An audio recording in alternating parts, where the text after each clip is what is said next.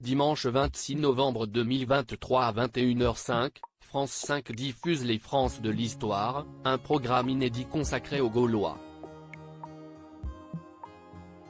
L'occasion également de s'intéresser à ces émissions qui font revivre notre passé sur France Télévisions. Malgré leur succès détonnant, qu'est ce qui les distingue réellement? Laissez-vous guider. Depuis quelques années, les émissions historiques règnent sur le petit écran et redorent le blason d'une discipline souvent boudée sur les bancs de l'école. L'histoire à la télévision cartonne en effet. Secret d'Histoire dépasse à chaque diffusion le million de téléspectateurs, avec un record établi lors d'une soirée de 2012 consacrée à Louis XIV, qui avait rassemblé près de 5 millions de personnes et dépassé les 21% de part d'audience. Amateurs de vieilles pierres ou simples curieux qui auraient somnolé en classe au collège, tout le monde s'y retrouve. Ce dimanche 26 novembre 2023 à 21h05, un nouveau format nommé Les France de l'Histoire arrive sur France 5 et nous emmène sur les traces de Gaulois. L'occasion d'étudier les différences avec ses cousins secrets d'histoire et laissez-vous guider. Petit tour d'horizon.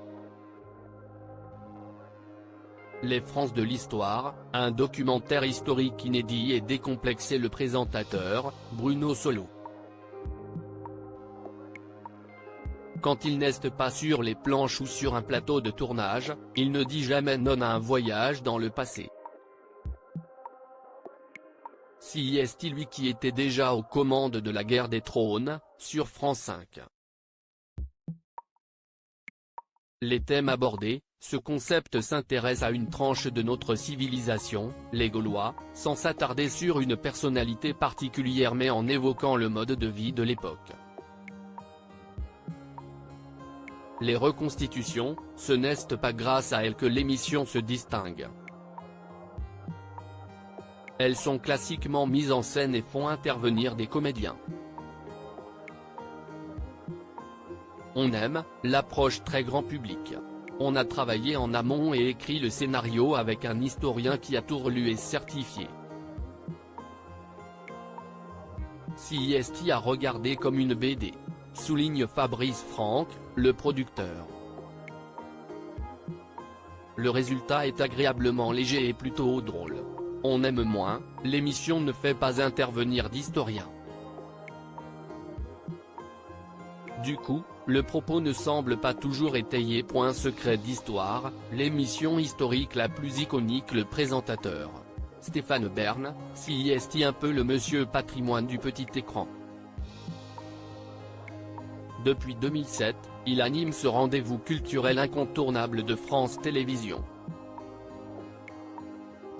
Les thèmes abordés, chaque numéro compte la vie d'un grand personnage, mais pas n'importe lequel. Il faut absolument qu'il ait un destin romanesque, raconte Jean-Louis Remieux, son producteur. Napoléon Ier, Jules César, Cléopâtre, les personnalités les plus marquantes ont été passées à la loupe du programme de France 3. Les reconstitutions, la production les appelle des évocations. Incarnées par des comédiens et tournées dans des monuments historiques, elles ont une dimension cinématographique et sont souvent très réussies. Elles illustrent bien les propos des spécialistes qui témoignent. On aime la passion et la jovialité sans faille de Stéphane Bern. La popularité du programme lui doit indéniablement beaucoup.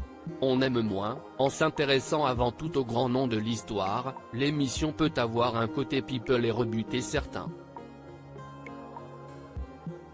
Laissez-vous guider, le programme le plus ludique. Les présentateurs, Stéphane Bern et Laurent Deutsch, deux poids lourds de la vulgarisation historique. Réunis pour cette émission lancée en 2018 sur France 2, ils jouent, en binôme un brin cabotin, les guides touristiques en explorant différents sites patrimoniaux. Les thèmes abordés, Paris à la Belle Époque, au Moyen-Âge, ou sur les traces de Napoléon.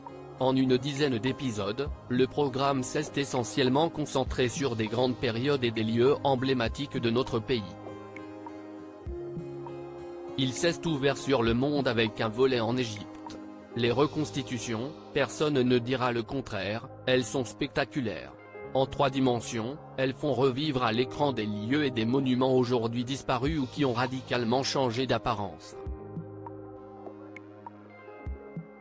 On aime la possibilité de se promener en bonne compagnie dans des lieux aussi incroyables que le Louvre médiéval ou la forteresse de la Bastille.